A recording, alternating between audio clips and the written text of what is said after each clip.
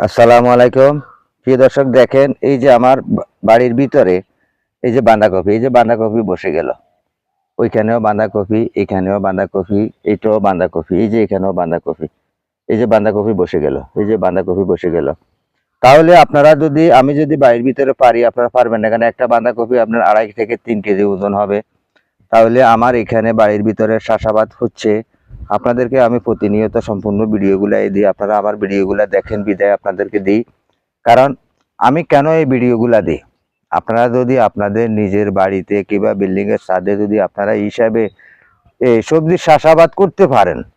সবজির চাষাবাদ বলতে আপনার বাঁধাকপি কিংবা পেঁয়াজ রসুন একটা ব্যাট তৈরি করে কিংবা 4 ইঞ্চি 5 ইঞ্চি মাটি দিয়ে আর একটা বিল্ডিং এর ছাদের মাধ্যমে যদি একটা ব্যাট তৈরি করেন, তাহলে আপনি ফুল বর্ষার ভিতরেও আপনি চাষাবাদ করতে পারবেন।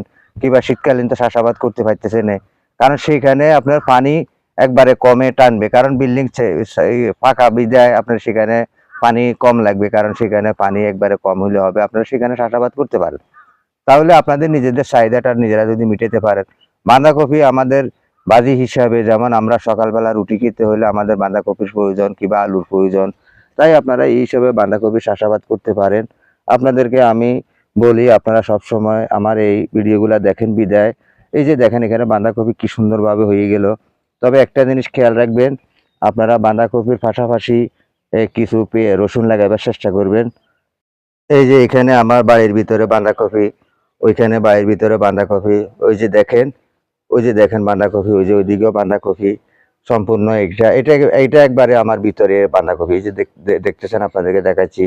বাঁধাকপি আছে, রসুন আছে, এই যে রসুন, পাশাপাশি রসুন আছে, এই যে রসুন। তাই আপনারা এই হিসাবে চাষাবাদ করতে পারেন। এই হিসাবে চাষাবাদ করলে আপনার নিজের খাদ্যের চাহিদাটা নিজে মিটাতে পারলে বাজারে আপনারা দাম কমে পাবেন।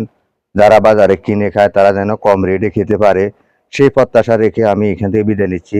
আসসালামু আলাইকুম রহমতুল্লাহ বারকাতুহ।